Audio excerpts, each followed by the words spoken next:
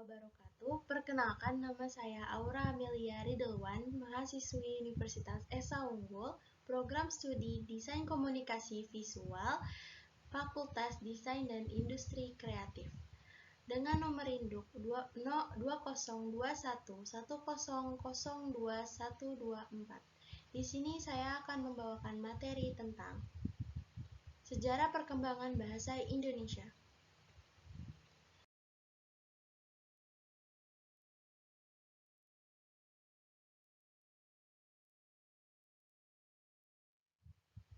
Dengan daftar isi, asal-usul bahasa Indonesia, 2. Fungsi bahasa Indonesia dan juga perkembangan bahasa Indonesia.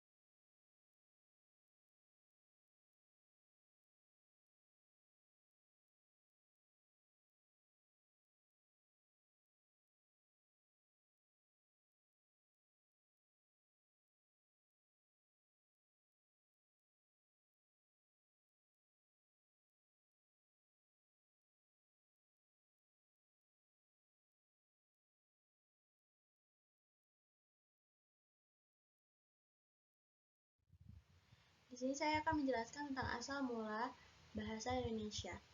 Perkembangan bahasa Indonesia lisan maupun tulisan berkembang mulai pada saat terbentuknya, yaitu pada 28 Oktober 1928 bersamaan dengan momen Sumpah Pemuda.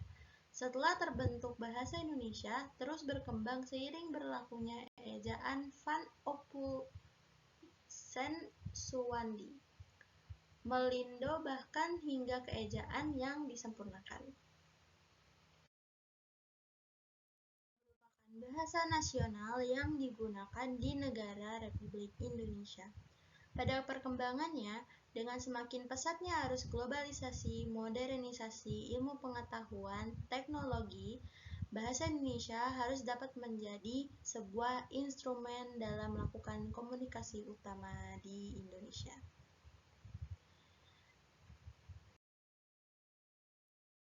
Fungsi bahasa Indonesia. Kedudukan bahasa Indonesia sebagai bahasa nasional dimiliki sejak diikrarkan Sumpah Pemuda pada tanggal 28 Oktober 1928. Sedangkan kedudukan sebagai bahasa negara dimiliki sejak diresmikan Undang-Undang Dasar 1945. Dalam Undang-Undang Dasar 1945 Pasal 36 tercantum bahasa negara ialah bahasa Indonesia.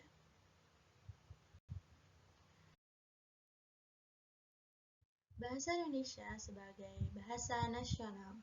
Kedudukan sebagai bahasa nasional tersebut dimiliki oleh bahasa Indonesia sejak dicetuskannya Sumpah Pemuda pada tanggal 28 Oktober 1928. Kedudukan ini dikemungkinkan oleh kenyataan bahwa bahasa Melayu yang mendasari bahasa Indonesia telah dipakai sebagai lingua franca selama berabad-abad sebelumnya di seluruh kawasan tanah air kita. Lalu, bahasa Indonesia sebagai bahasa negara. Selain kedudukan sebagai bahasa nasional, bahasa Indonesia juga berkedudukan sebagai bahasa negara, sesuai dengan ketentuan yang tertera dalam Undang-Undang Dasar 1945 Pasal 36.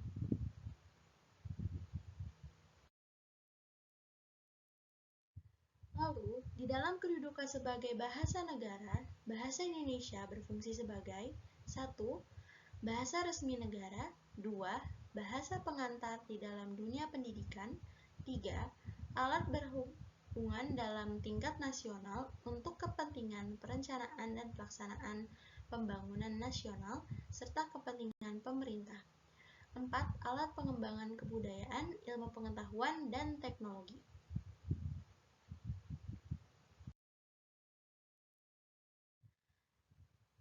3. Perkembangan bahasa Indonesia.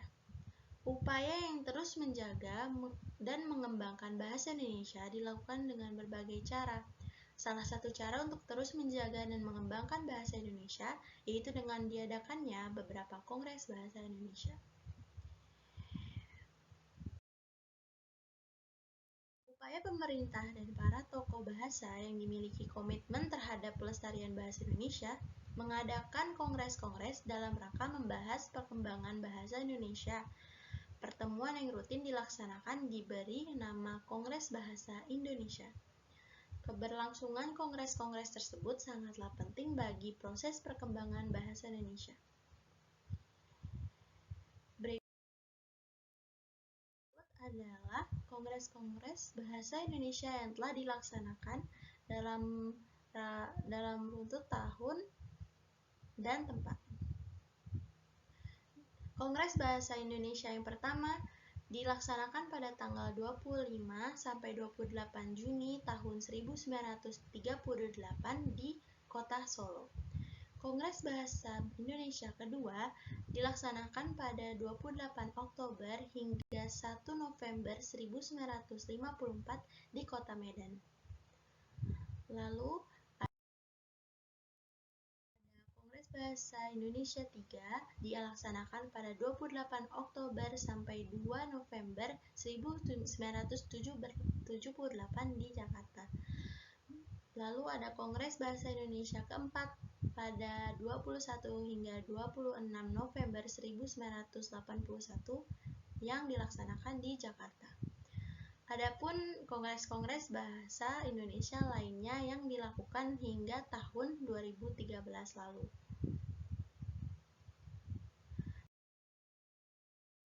Terima kasih atas perhatiannya. Begitulah perkembangan bahasa Indonesia. Terima kasih. Wassalamualaikum warahmatullahi wabarakatuh.